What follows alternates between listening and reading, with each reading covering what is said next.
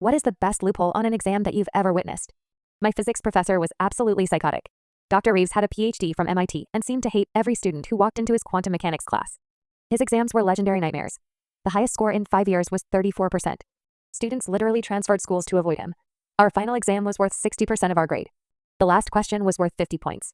Using Schrödinger's equation, calculate the exact probability wave function for an electron in this 47-dimensional quantum system, then derive the energy eigenvalues for all possible states. The equation filled 2 entire pages. Variables I'd never seen before. Mathematical notation that looked like alien hieroglyphics. People were hyperventilating. One guy just walked out crying. Another girl was rocking back and forth, muttering formulas under her breath. I sat there for an hour, completely paralyzed. This was impossible. Even graduate students couldn't solve this. My entire physics career was about to end. I could hear people around me frantically scribbling, erasing, having mental breakdowns. The girl next to me was literally pulling her hair out.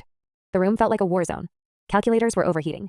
People were using every inch of their blue books, writing equations on the margins, on their arms, anywhere they could find space. The desperation was suffocating. Then something clicked. I remembered Dr. Reeves' very first lecture. Physics isn't about memorizing formulas. It's about understanding what's actually possible in our universe. I stared at the problem again, really studied it, line by line, variable by variable. The quantum system they described, it violated the Pauli exclusion principle. The dimensions were mathematically inconsistent. The boundary conditions contradicted each other. This wasn't just hard. It was physically impossible. But here's the insane part. Buried in the middle of all that chaos was one tiny line that said, assuming standard laboratory conditions. Standard lab conditions meant room temperature, normal pressure, Earth's gravity. But the problem described a system that could only exist in the vacuum of space at absolute zero temperature while simultaneously requiring conditions found inside a black hole. The temperature requirements alone were contradictory.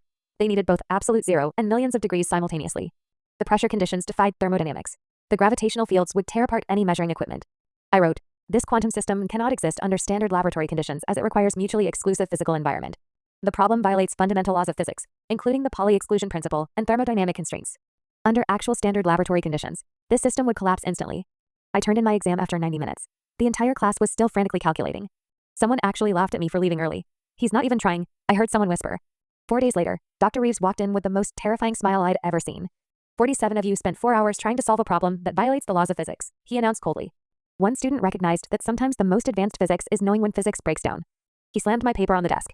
In real research, you'll waste years chasing impossible theories if you can't spot fundamental contradictions. I got 100%. The class average was 8%. 8.